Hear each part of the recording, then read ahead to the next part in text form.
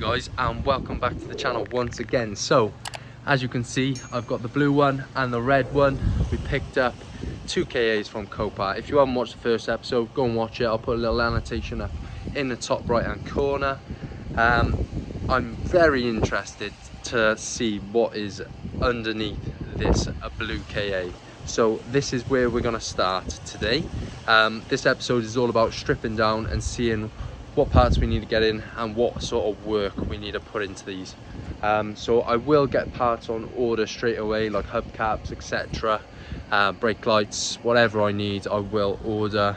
So this episode is really just me getting an understanding of what is really needed on these cars. And then I'll just get a list together, make sure I put all my bolts into the right pots, stuff like that. And then I'll just take you with me as I go. So let me show you the rear end on the blue KA. So this is what we're looking at. I think it's just 210mm for the brake lights. They'll come out first, and then that should reveal these little bolts, as you can see just under the brake lights, to remove from the top. And then there's 2 Phillips heads on the 2 sides under the rear wheel arch, and then 2 10mm, if I remember correctly, underneath the bumper. So that should come out quite easily, and then we can see what damage has actually been done to this poor KA. So I'll put you up on a tripod and we'll get our work done now, guys.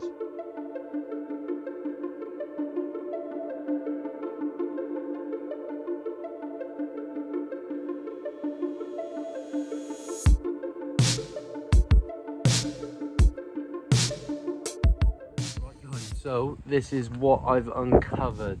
Every sort of plastic apart from this left hand bumper bracket is damaged. Crash bar is completely fine.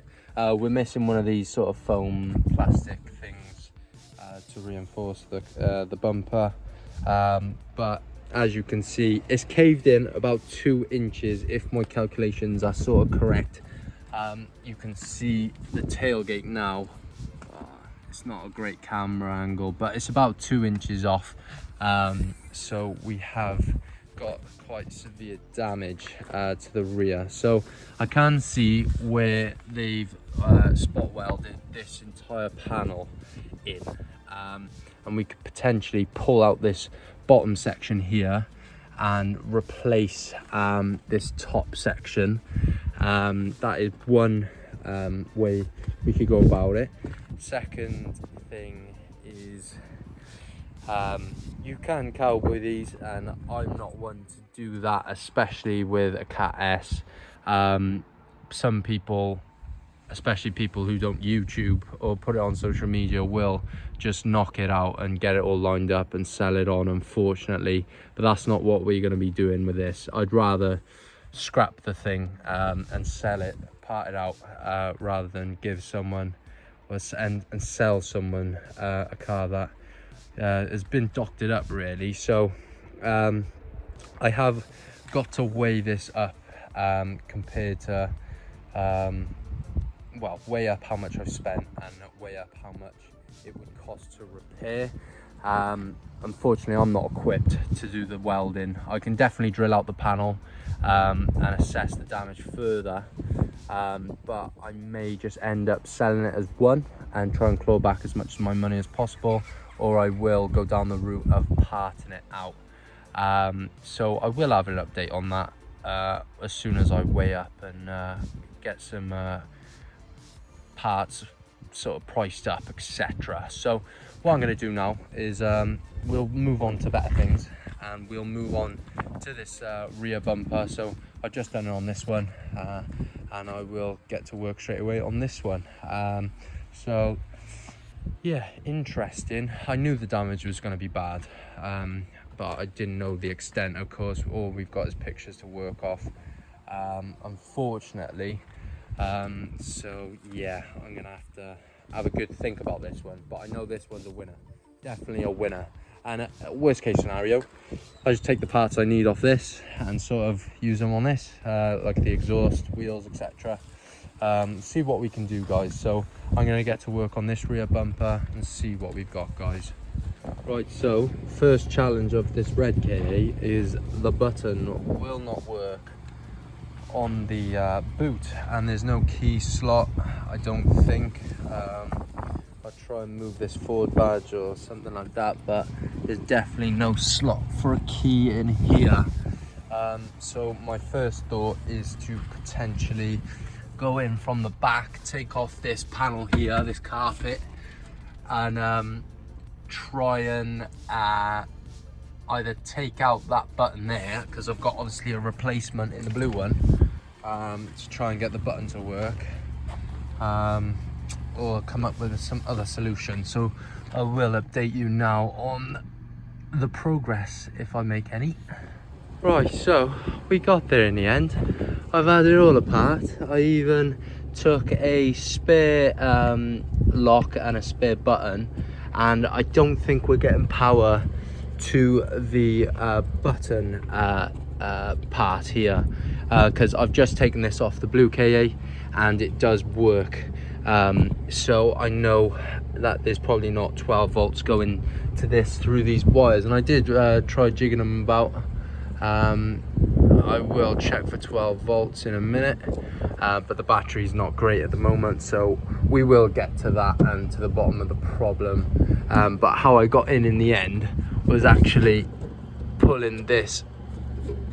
Oh well, there's a little lock there, and all you do is just open it up there. So yeah, good fun guys, good fun getting this open, and now we can continue with removing the rear bumper.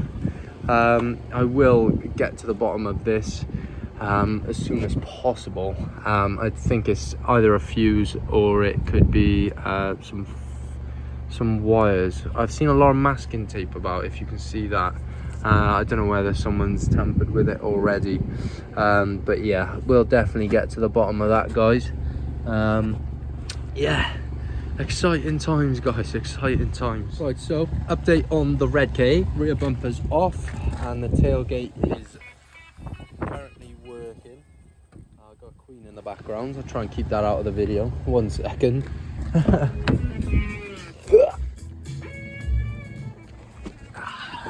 Don't want to get copyrighted, do we? So yeah, this is what we've got. So we have got the slightest bit of structural damage, the slightest bit. So crash bar has remained straight in terms of the bolt holes, but it has actually pushed in the panel a little. So I think we can pull that out, no problems. I'm hoping behind here, when I take the crash bar off, we haven't gone any deeper. It does look like it's creased this ever so slightly as well, because the bumper brackets aren't straight. So there is going to be a little bit of pulling on the body, but nothing that I am not confident in doing myself. So this is obviously a much better car. This is classed as a Cat N, non-structural damage. So this, to the insurer, isn't structurally damaged. So whatever I do, I think it is gonna come out pretty good. So the bumper's off, that's caved in. So original plan was just to pull that out, fix the crack, and just work the scratches out. But I have got a spare rear bumper in there, which is in the lighter blue, and the tailgate there in the light blue. And what I'll be doing is painting those two to chuck back on here. I've got the spare crash bar there, so I'm gonna try and fit that up now, after I've seen what damage we've got behind. And yeah, this one definitely will be the quicker one. I'll probably just have to get behind the back of there just to pull that out, I think.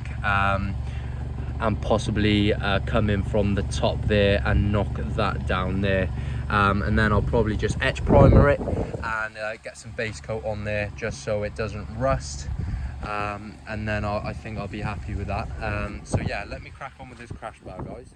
Right, so I've spent a good 10 minutes, well, I'd say 20 minutes actually, trying to straighten out this panel here. Luckily, it's a very thin material where it attaches to.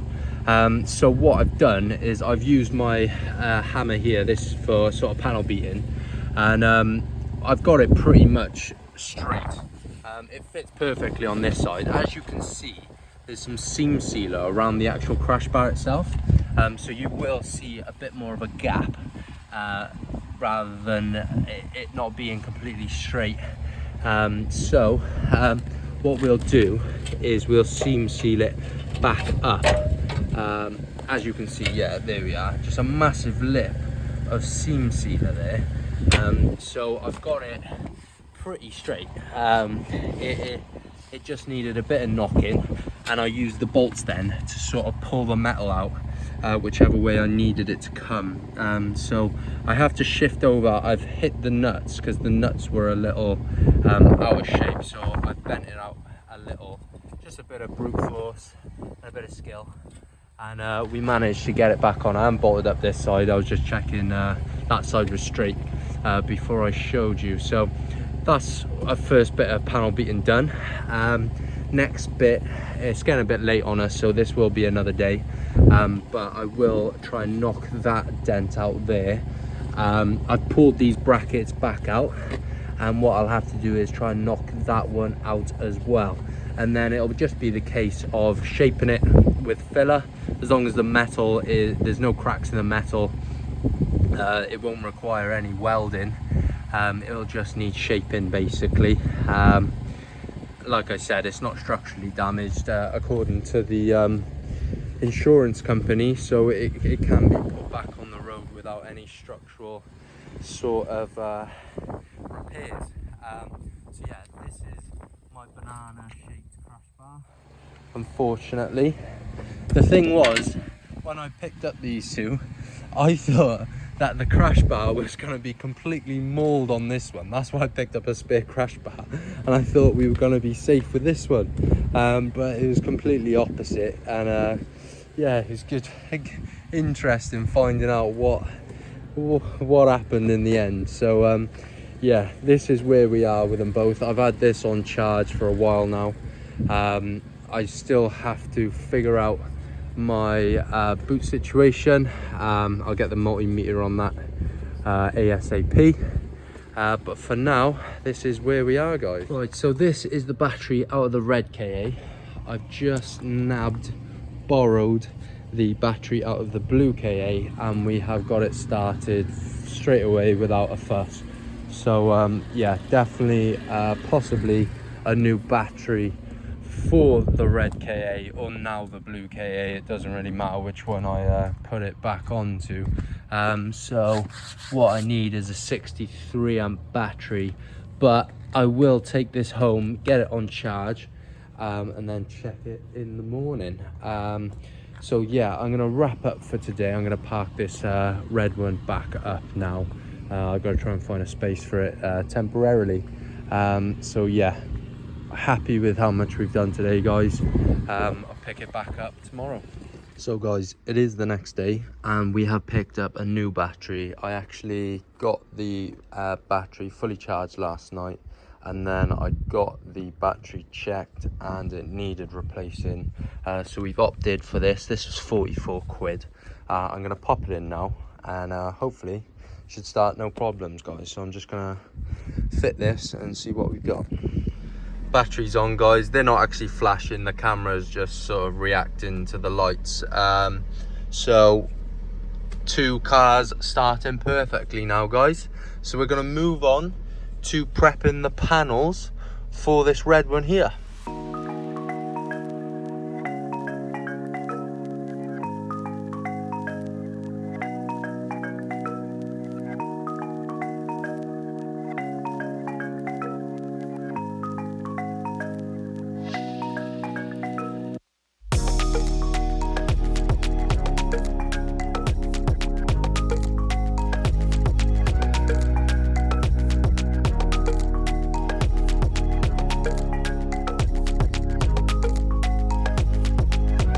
So our little rust repair is sorted. It's not perfect because it's just under the lip, but I've wire brushed all the loose stuff, and I've just prepped it all now, etch primed it, and then put some white 2K high build primer just on the bottom here.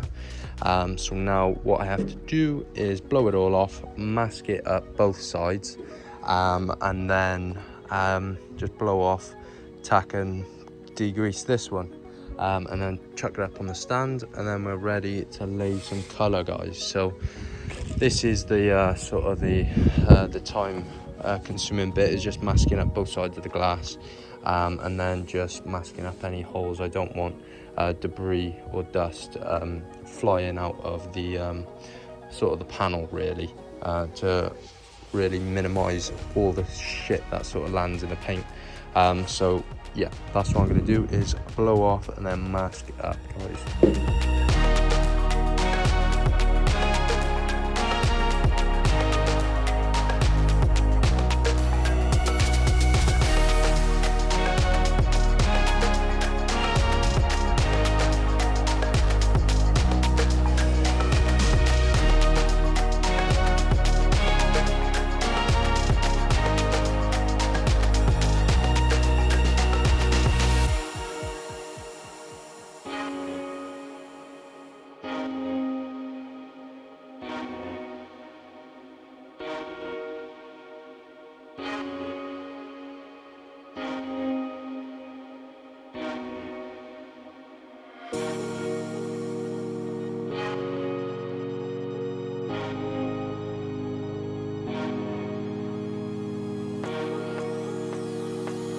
Right guys, so that is 2 coats of base coat down. It looks really good. It's obviously not perfect, once again, it is a garage job, but we have laid it on really well. All dried up now.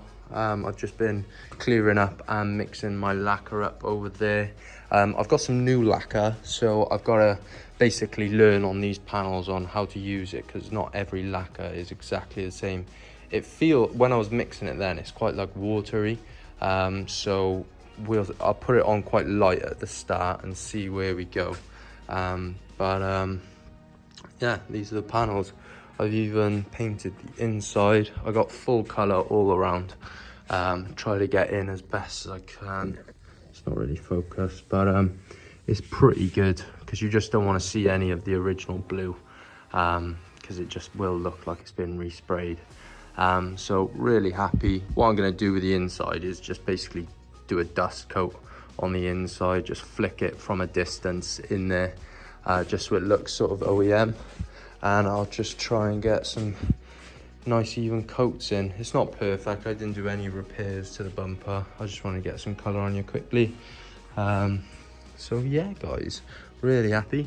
Make sure you like and subscribe, and I'm gonna get these hopefully two coats of lacquer on, a gripper and a ripper. So yeah, wish me luck. We don't want any runs, hopefully. Praying, please God, I don't want any runs. So yeah, pray for me.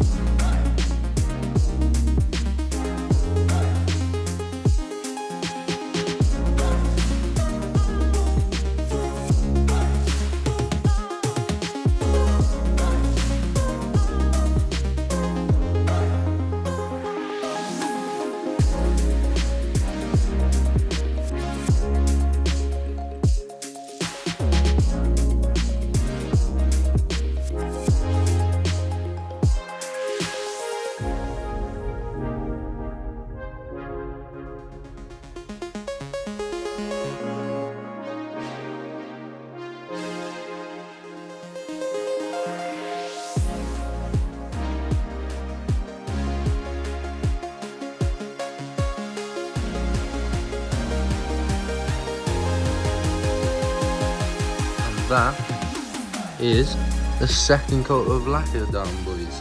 I literally just run out of lacquer on this bumper, but I managed to get every bit of it done. It's come out lovely. Not a run in sight. Beautiful coverage. I really like that lacquer. Really come out nice. The first layer dried really quickly, even though it is quite cold. And I managed to get paint everywhere.